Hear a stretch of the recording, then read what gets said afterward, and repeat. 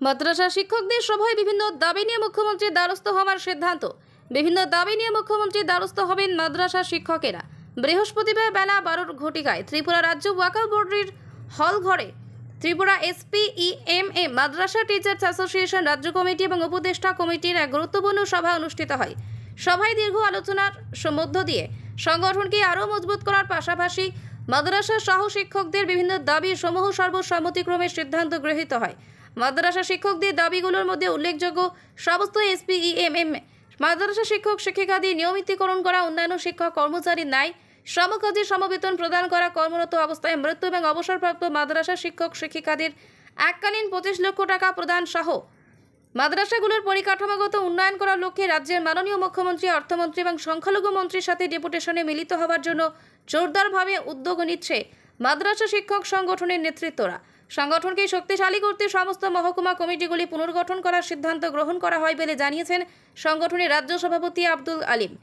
রাজ্যের সমস্ত SPEMM মাদ্রাসা শিক্ষক শিক্ষিকাদের সার্বিক সাহায্য সহযোগিতা এবং সুপরামর্শ কামনা করেন রাজ্য কমিটির সভাপতি আব্দুল আলিম। সভায় অন্যান্যদের মধ্যে উপস্থিত ছিলেন সংগঠনের উপদেষ্টা কমিটির কনভেনার সাদেক মিয়া, মুফতি আব্দুল মমিন, মৌলানা ইয়াসিন আব্দুল হোসেন, শিশু মিয়া, সংগঠনের রাজ্য সহ সভাপতি শাহ আলম, সাধারণ সম্পাদক মুখলেসুর রহমান, জাকির হোসেন, সম্পাদক মনসুর হোসেন, কোষাধ্যক্ষ বাপন হোসেন, উদয়পুর মহকুমা শাসক জুয়েল কাজী সহ অন্যান্যরা। সভাপতিত্ব করেন রাজ্য সভাপতি আব্দুল আলিম। এক প্রেসবার্তায় এই খবর জানিয়েছেন সংগঠনের রাজ্য কমিটির প্রচার সচিব মৌলানা জাকির হোসাইন আল জলিলি। দেখুন বিস্তারিত আগরতলা থেকে নিজস্ব প্রতিনিধির রিপোর্ট, ভিশন 24।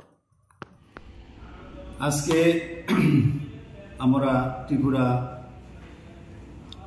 SPEMM টিচার অ্যাসোসিয়েশনের যে রাজ্য কমিটি, সেই রাজ্য কমিটিকে আমরা পুনর্গঠন করি এবং আমাদের 11 জন বিশিষ্ট একটি উপদেষ্টা কমিটি ঘোষণা করা হয়।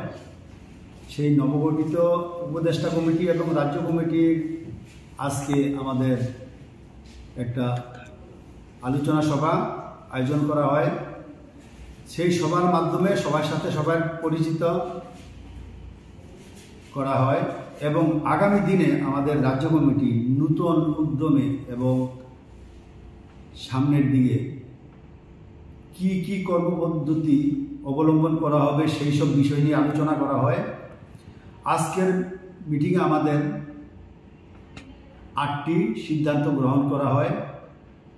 সেই সিদ্ধান্তগুলিকে আমরা এক এক করে বাস্তবায়িত করার জন্য ত্রিপুরা রাজ্যের সমস্ত SPEMM মাদ্রাসা শিক্ষকদের প্রতি আমার আহ্বান থাকব, তারা যাতে আমাদের নবগঠিত রাজ্য কমিটিকে সর্বাঙ্গীনভাবে সহযোগিতা করে এবং আমরা সামনের দিকে এগিয়ে যেতে পারি, সেই লক্ষ্যে আমরা কাজ করে যাব।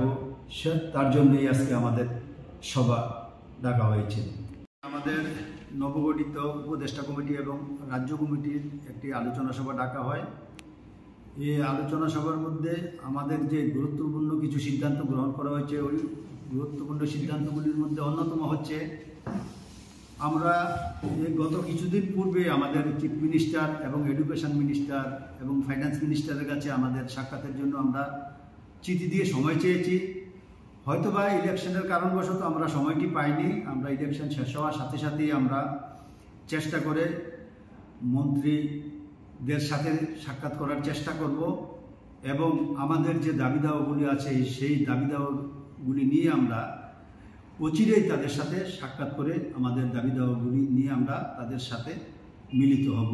তার জন্যই আমাদের আজকে আলোচনায় বিশেষ করে এই আলোচনায় আমাদের মধ্যে আজকে হয়েছে সংগঠনের মধ্যে।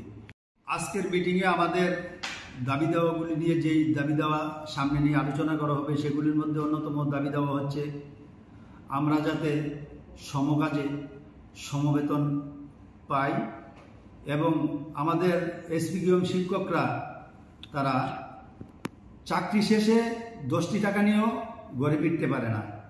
তাই তাদের চাকরি শেষ হওয়ার পর এবং চাকরি থাকাকালীন যদি কোনো শিক্ষক মারা যায়, তাদেরকে এককালীন 25 লক্ষ টাকা দেওয়ার জন্য আমরা অনেকদিন যাবত ধরে দাবি করে আসছি। এই দাবিটাও আমাদের অন্যতম দাবির মধ্যে রয়েছে এবং আমাদের ভবিষ্যতে যারা এসপিপিএম শিক্ষকরা আছে তাদের চাকরি যাতে রেগুলার করা হয় সেটাও আমাদের অন্যতম দাবির মধ্যে আছে।